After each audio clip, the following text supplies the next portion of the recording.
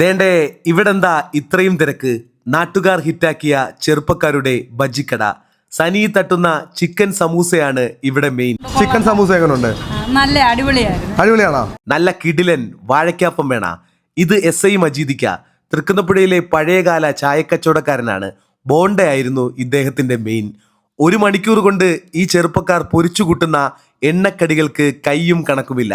അത്രയും രുചികരമായി വിളമ്പിയാൽ ആളുകൾ കൊണ്ട് കയറാതിരിക്കുമോ? ഹായ്, നമസ്കാരം.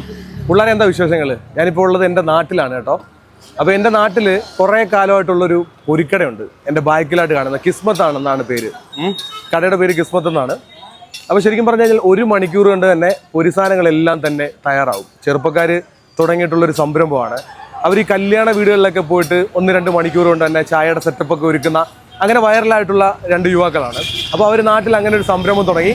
നാട്ടിൽ തൃക്കുന്നപ്പുഴക്കാരൊക്കെ ഏറ്റെടുത്തൊരു സംരംഭമാണ്. ഇവരുടെ ചിക്കൻ സമൂസ എടുത്തു പറയേണ്ട ഒരു കാര്യം തന്നെയാണ്. ചില സ്വഭാവമുള്ള ആൾക്കാരുണ്ടല്ലോ, ഒരാളുടെ കച്ചവടം ഉഷാറായി വരുമ്പം അവരെ ഒഴിവാക്കിയിട്ട് കട തുടങ്ങുന്ന ആൾക്കാരുണ്ടല്ലോ. ഇപ്പം തന്നെ ഞാൻ ബിരിയാണി കച്ചവടം ചെയ്യുന്ന ആൾക്കാർ നല്ല ബിരിയാണി കച്ചവടം ഉണ്ടാകുമ്പം തൊട്ടടുത്ത് തന്നെ പുതിയ ബിരിയാണി കച്ചവടം തുടങ്ങുന്നതായിട്ട് നമ്മൾ കാണുന്നുണ്ട്.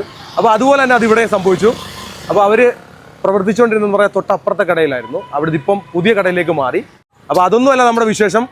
രുചി നല്ലതാണെങ്കിൽ തീർച്ചയായിട്ടും ആ കട തേടി ആൾക്കാർ, അത് പറയേണ്ട കാര്യമൊന്നുമില്ല, അവർ വന്നോളും. അത്രയ്ക്കും രുചികരമായിട്ടുള്ള ഭക്ഷണമാണ്. എന്നെ നിങ്ങൾക്ക് മിക്കവാറും ഈ ഒരു സ്ഥലത്ത് കാണാവുന്നതാണ്.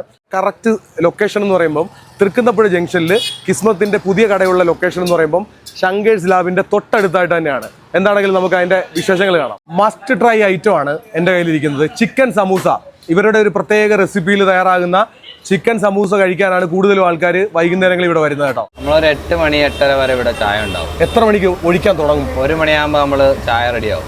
നിങ്ങൾ ഈ മറ്റേ കാറ്ററിങ്ങിൻ്റെ പരിപാടിക്കൊക്കെ പോകുമായിരുന്നോ? കല്യാണ വീടുകളിൽ ചായക്കട സെറ്റപ്പ്? നമ്മൾ ഫസ്റ്റ് പോകുന്നതെന്ന് പറഞ്ഞു കഴിഞ്ഞാൽ കല്യാണ പരിപാടികൾക്കാണ് പോയി തുടങ്ങിയത്. കല്യാണ പരിപാടികൾ എടുത്തതിന് ശേഷമാണ് പിന്നെ ഫ്രീ ടൈം ഇങ്ങനെ വന്ന് തുടങ്ങിയപ്പോഴാണ് നമ്മൾ ഈ ഉത്സവ പറമ്പ് അതുപോലെ